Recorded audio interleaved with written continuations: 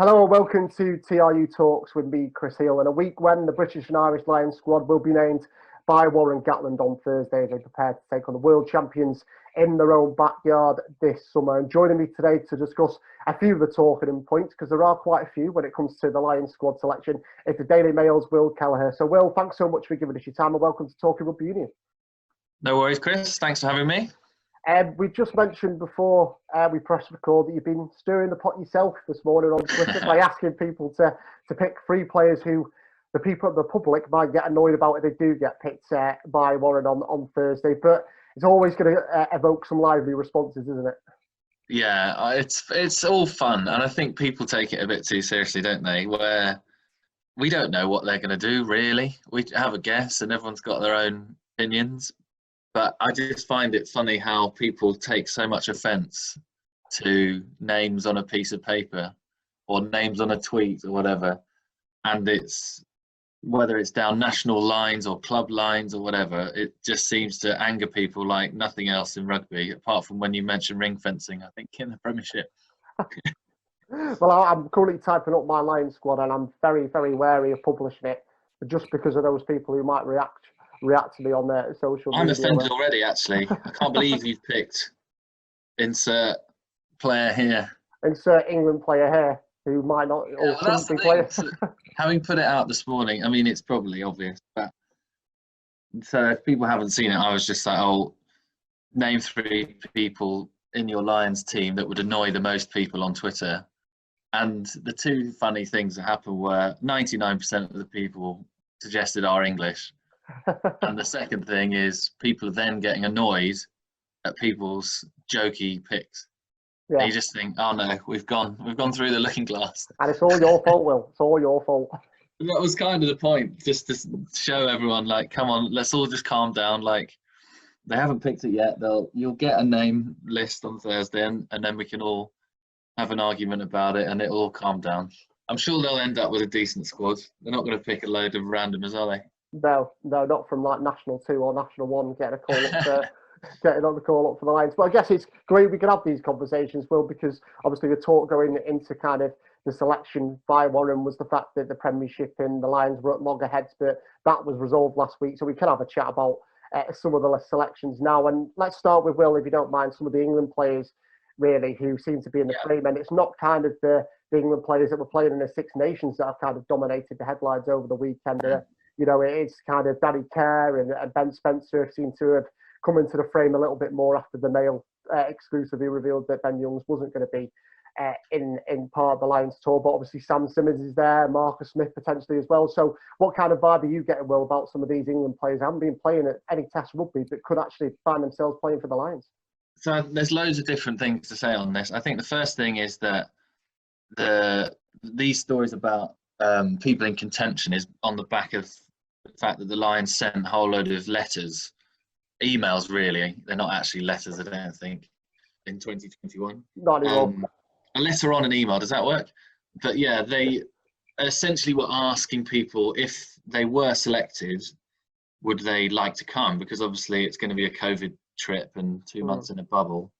And as the Mail on Sunday put out there on Saturday night, Ben Youngs has decided that he's not keen to go, which again gets people riled up because say, well, he wasn't going to be selected anyway. And you sort of think, God, he's down to either way, isn't he?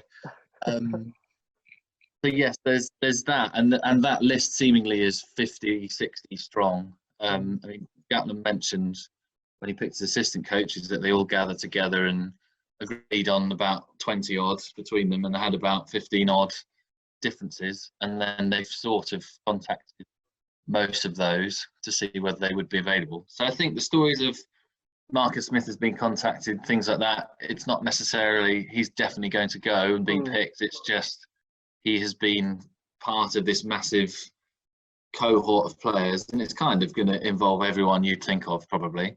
And there's bound to be people who end up going. I mean, it's the thinnest squad picked in the professional era because of the restrictions and things like that. 36. Last time it was 41 and then grew with the geography 6, didn't it? So there's going to be a lot of good players missing out. But yeah, the second thing on the English players is I think Gatland is so very much his own man.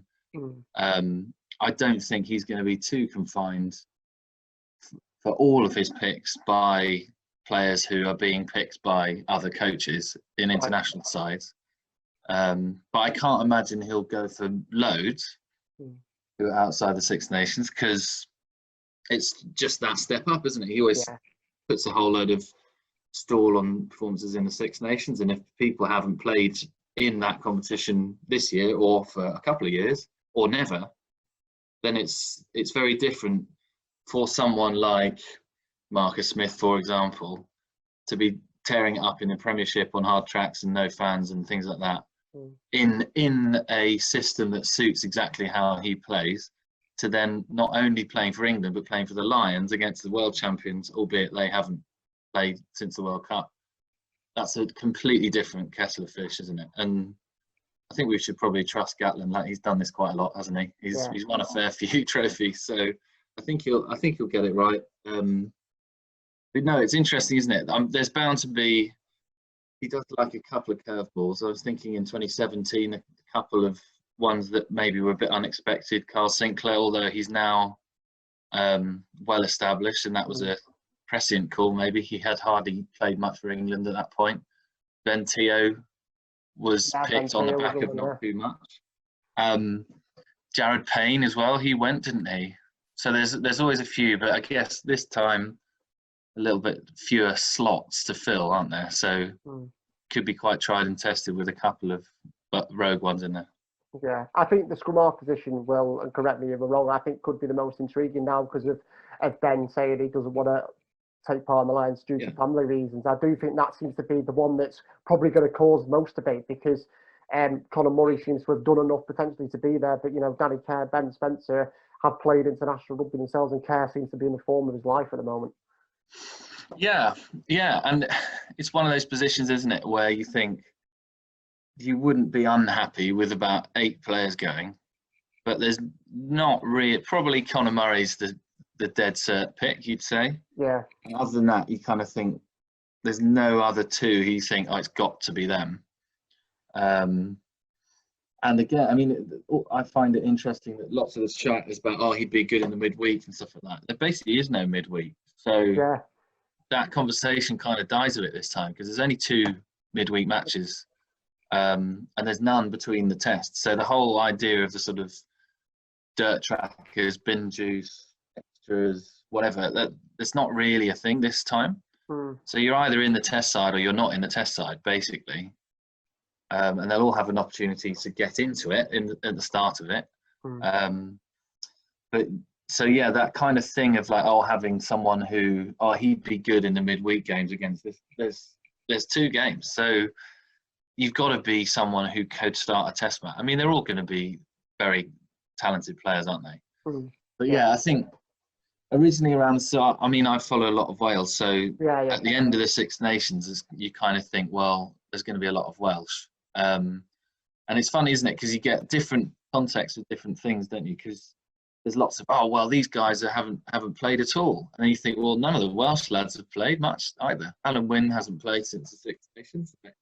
There's not been a lot of action for key guys. Lots of the Leinster players have played in a couple of European games, and that's it. So it's interesting, isn't it? But yeah, scrum half, I think, is the tough. To be honest, I think the whole backs, apart from some of the back 3, are really tricky, because they all depend on each other, and it's really different. I mean, even if just you're sitting down and you're trying to pick a 15, I think 9, 10, 12, 13 is completely all up in the air.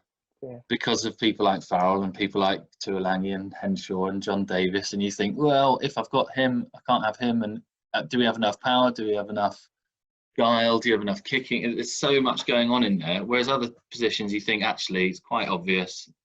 For example, like second row, you say very likely to be Alan Wynne and Jones and Mario Toji, plus a couple of James Ryan, Tyg Byrne, Ian Henderson, those guys. You think, yeah, happy with that. Back row, there's a bit of debate around that, but once you've got the squad, I think the actual trio will be fairly easy to sort out. But then 9, 10, 12, 13, nightmare. Absolute nightmare. What do you think? I agree with you, Will. I think nine is a tough one to call. I mean, I was quite impressed with Ali Price, to be fair, in the Six Nations. I thought his performance actually against Wales at Murrayfield was one of the standout ones. I think he's probably done enough to be there. But as you say, you're not going to have that massive drop off where you think the second and third choice scrum half won't be capable of performing for the Lions. I do think it's interesting though. In that position, you're absolutely right though. In terms of the back, I've been trying to juggle. I must have deleted about 4 or 5 sentences around like the back three that I would select to go Will this morning. It's incredibly tough. I think Hogg probably is the one that you definitely go for, but the wingers, you re-Sam it, and then Van der Merwe at Scotland again. I was impressive. It's just, and I love Henry Slade as well, so I want him to go as a versatile option potentially. So I think it's such a minefield to get right. And you said it before as well. It's the thinnest squad, but there just seems to be so many more players who are putting their hand up. Yeah. I think George North being unavailable changes things a bit. Yeah. He would have definitely gone. And so if you don't have his power, whether he was going to play on the wing or centre, then someone like Slade might miss out because you want to take Tuolangi. And I know that riles people up because they're like, well, he hasn't played since September. And it's funny, isn't it? Because former players will mostly say, if he's fit, he goes. Yeah. And fans will go, are you joking?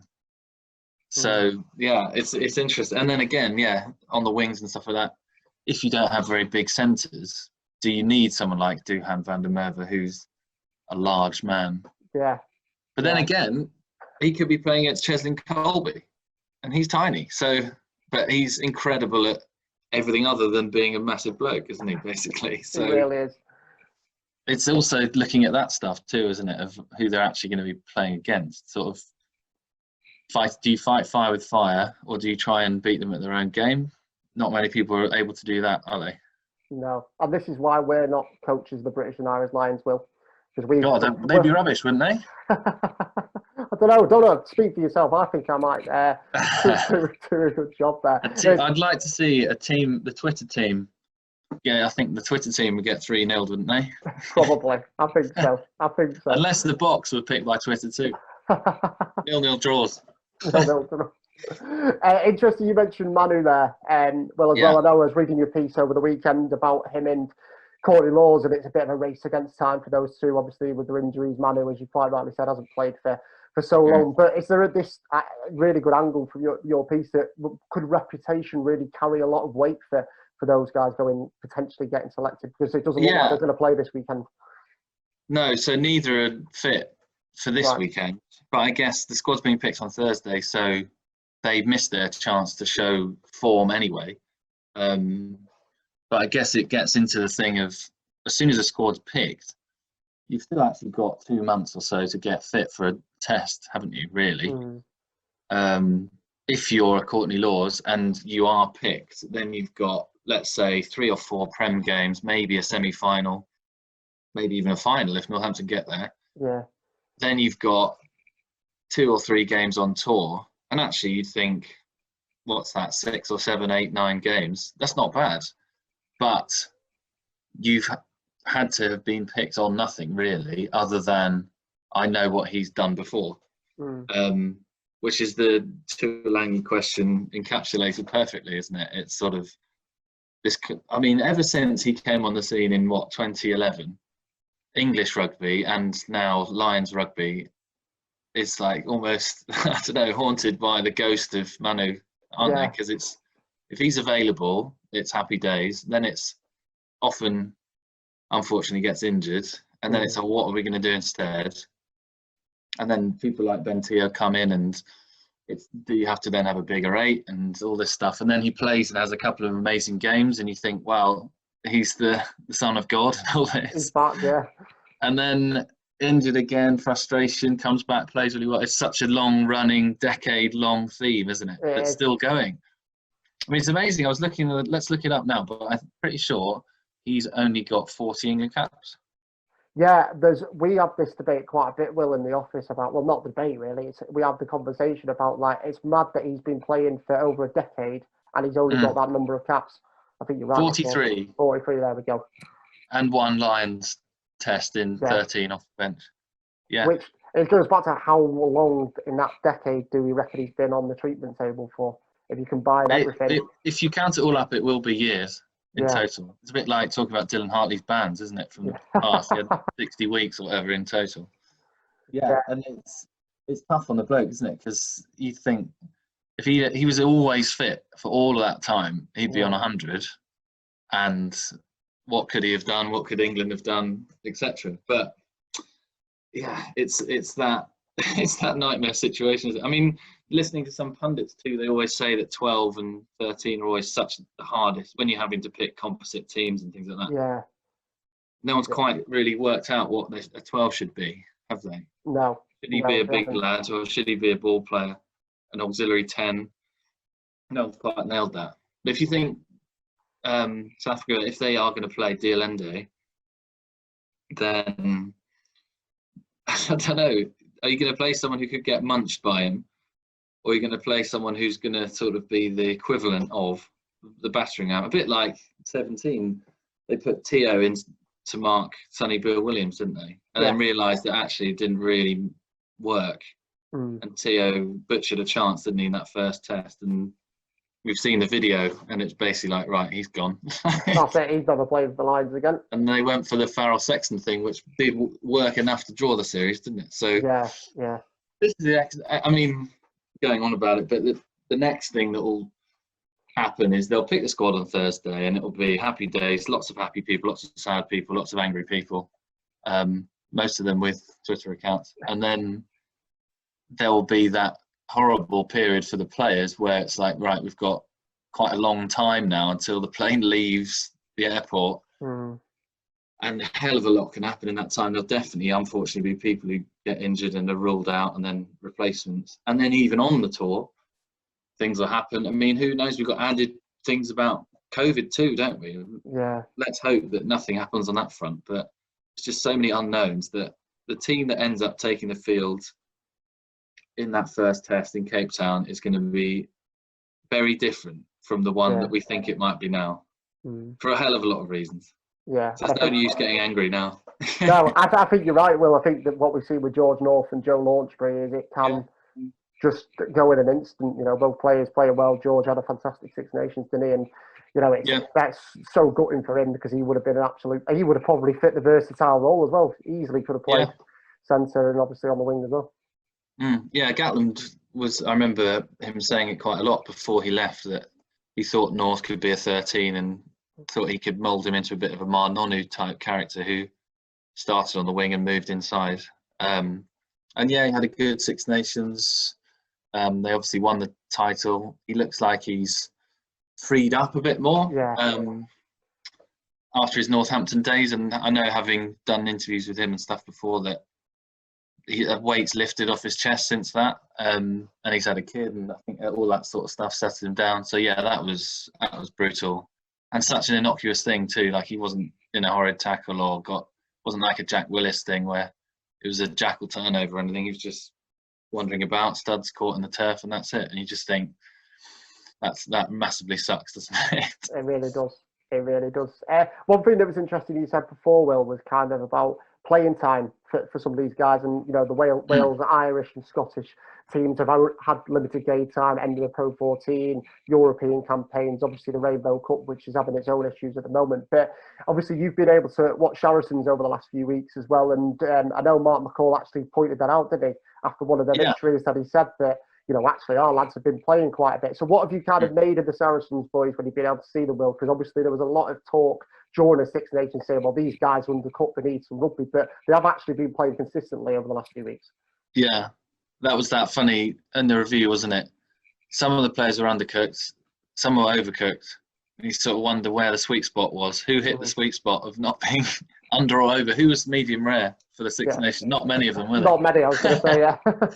But yeah, the Sarries one's hard, isn't it? Because often, the games that I've covered live were the Richmond one, where only Jamie George played, the Ealing one recently, where they all played, and Bedford as well, in the last few weeks. I didn't do the Cornish Pirates one where they lost, which would have been quite a fun experience, not just a story. But yes, it's so hard to judge because we're kind of going from like national newspaper perspective and looking at the main 6 guys and asking the same question afterwards of, are they going to be ready for the Lions and all that?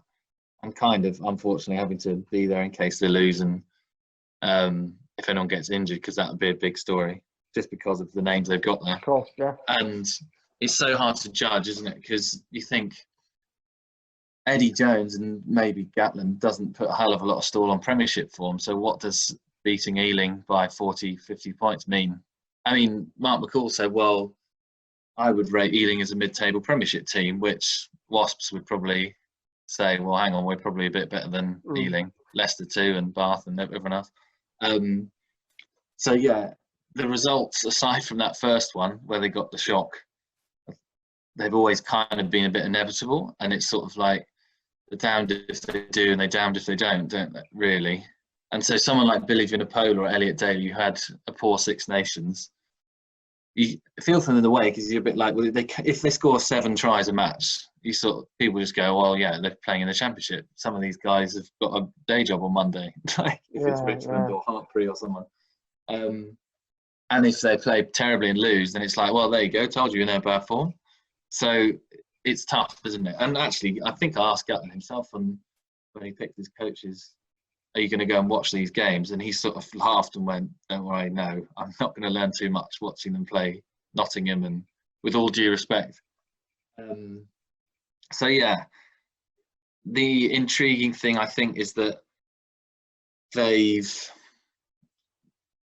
we're used to watching Saracens playing such a like cohesive, well-drilled style, and that kind of inevitability of their results pre-salary cap drama, and those European quarterfinals, you just think you're never going to lose this game. And even like some of the pool stages where someone like the Scarlets would come down and just get battered, and you're just sitting there being like, yeah, the machine rolls on, same old stuff.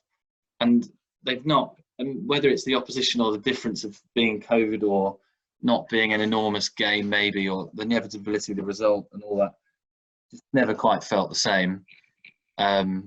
They've had a few problems in the scrum. They've not looked amazing up front in certain areas.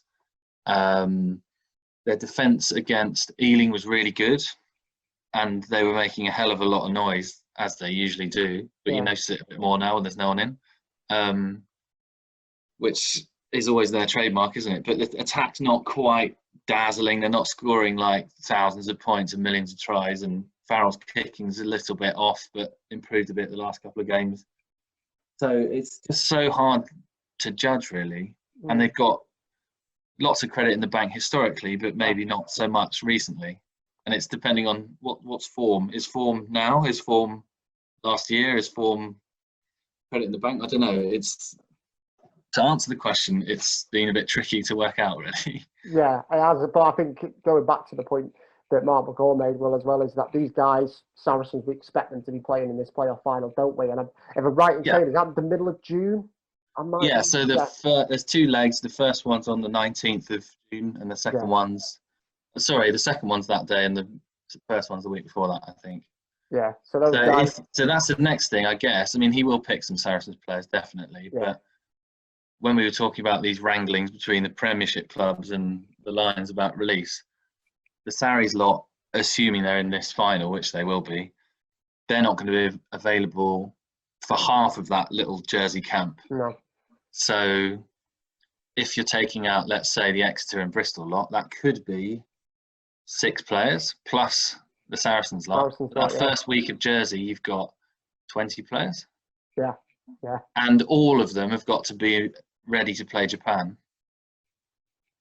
Plus a couple of others that won't have been in camp will have to go on the bench, won't they? So you've got to hope that, this is genuinely a thing though, because, for example, if you're picking hookers, do you pick Jamie George and Cowan Dickey, knowing that neither will be that well embedded in the squad for the Japan game? So you don't have a second hooker on the bench, which you need. So let's say Ken Owens is picked and he starts in that Japan match because he's the only one. Then Cowan Dickey's in the Premiership final the day before. and Jamie George has just joined up. He, I guess, has to sit on the bench, but he's been there 5 minutes. So, I mean, the Japan game is not the most important match of the series, is it? But it's just things like that that may come into consideration. I don't know. Yeah, I agree with you. It's going to be a tough one, Will. It's going to be a really tough one. And just finally, Will, before we let you go, because if we take it, this is the thing, we said we were going to cover a couple of points, but we've just absolutely rambled on and it's stuff all like right. that. Don't worry. You said before, obviously, you've been covering Wales a lot. You focused them on the Six Nations. It seems like Alan Wynne has emerged possibly as the favourite to take the captain's armband and lead the Lions in South Africa. Is that kind of, again, what you're hearing leading into Thursday, potentially? I think that it would be a shock, I think, if he wasn't the captain initially named. I mean, like we saw in 17 that Peter Imani actually captained the first test, didn't he? And then ended up not playing at all, which is strange. So it's not absolutely written in stone that he has to play every game and all that. But I just think he suits everything they need and want. He has captained the Lions before, hasn't he? In 13, he took over the last one when Warburton was injured. I can't. So I think there's the only other possible candidates really. Well, one, no, I think I was going to say Farrell and Itoje, but I think Farrell wouldn't suit it because there's not just captaining the side on a Saturday with the Lions, and the same with England really and Wales and everything else, but all the extra stuff that you're going to have to do as the Lions captain because there's so much money involved in the tour and being the head honcho of the whole thing, Farrell hates all that, and I just don't think it would suit the way he operates. Itoje would absolutely love it, he'd be fine with it because he's very eloquent and an interesting guy and engaging, and I think it would be a powerful statement with him and Khaleesi being the two captains. That'd be cool. And I think if it came to it, Itoje would speak amazingly well about that and be a great ambassador for the Lions and diversity and everything else, and a bloody good rugby player as well. So, but I wonder whether it would be, I just think Alan Wynne suits it all. He ticks every box possible, really. And I think knowing a small amount about him via press conferences, not actually knowing him personally, but I think him being challenged to say, okay, you're the captain, but if you're not good enough, you won't be playing. That will get the best out of him. Like, he loves people telling him that he's too old or he's past it, he's over the hill, he's done. He'll probably be the fittest player on the trip. And I don't think there's any question about his commitment, talent, leadership, all that. So I think for me, he's the perfect choice, really. And I'd be pretty surprised if there's a little C next to someone else's name on Thursday.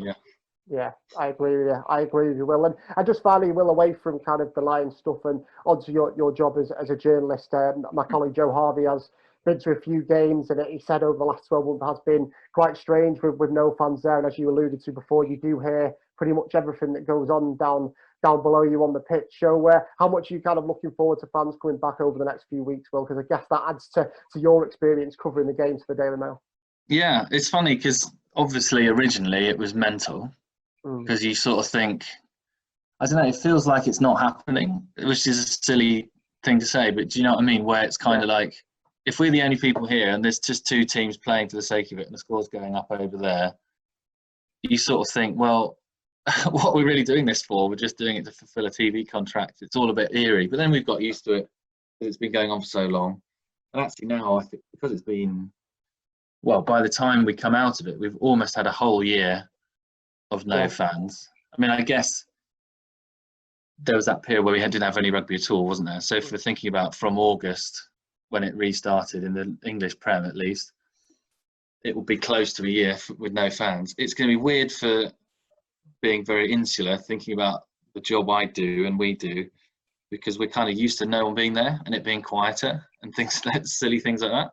Like I'm thinking it's weird now to think of having to write something clever and interesting and insightful when you've got 80,000 people screaming and pints flying and some hitting your own laptop and stuff like that. You just think, how did we do that before? It's like, can everyone just shut up? I'm trying to write a nice intro here. Keep So it down. that's going to be a bit weird. Might have to bring the noise cancelling headphones and be a bit insular. But yeah, it's. Oh, I mean, it's going to be great. I went to one match when they were trialing bringing back some at Quinn's play. I can't even remember. Was it Bath they played possibly? Yeah, the Stoop, yeah. And they got about 2,500, 3,000 in. Mhm. And it was just things like the players coming out the tunnel and people started cheering. You're like, oh yeah, wow, okay, this is what it was like. So it's going to be, it's obviously going to be great. And I hope that fans come in their droves and enjoy it and feel safe and things like that, because it's way better, isn't it? Everything's better because one thing I've noticed too is that rugby players and their coaching staff, they all cheer the wrong things. Really? What do you mean by that? So like certain defensive situations or whatever, they get really excited about, whereas fans in a ground wouldn't care. Yeah. Or like there's a very particular skillful, I don't know. So if you're at the Rec or something and someone makes an amazing break, the crowd will go and start cheering. Whereas when you're there, they wanted that to happen, they're expecting that to happen. Whereas they get more excited about like a really boring holding up a maul turnover and stuff like that. And you just think, you're just cheering all the wrong stuff. So yeah, we need fans back in to cheer for like the stuff that matters, like tries and line breaks and tackles and stuff like that, rather than like, great, we got, I don't know, we won the arm wrestle or we got a penalty for holding on or something, and just think, oh, come on. That's not what it's all about. I know what you mean. It's such a shame we won't get the Lions supporters over in South Africa, because I presume you'll be over there, Will, as well, won't you? I don't think I will, really. Right, okay. I mean, as with everything, we're not sure how it's all going to work, whether it's going to be Zoom or bubbled or whatever. So it's all up in the air. But I think I might be watching it from here, but covering some of the summer tour matches. Yeah. Well, summer tour, as in tour in the UK, because they're all going to be here. They're all going to be here, yeah. Exactly. Well, whatever Will's up to over the summer, do check out all the stuff he's doing. The Daily Mail doing some great things around the Lions, and Will is on Twitter at Will G Kelleher. So get involved in this conversation this morning, if or whatever. I'm sure Will will be delighted to hear your feedback on the play. Please tell me I'm wrong. This is perfect. I often am, so you're probably right. But honestly, do follow Will for great coverage of the Lions, and obviously, as he said there, the summer tour and the climax of the Premiership season. So much to look forward to as well in the world of rugby. But Will, thanks so much for taking the time to speak to us and talking rugby union. Enjoy Thursday. Sorry. No worries, will do. I think this should be intriguing as ever. I'm sure it will be. Well, many thanks to Will, and that's been another episode of TRU Talks.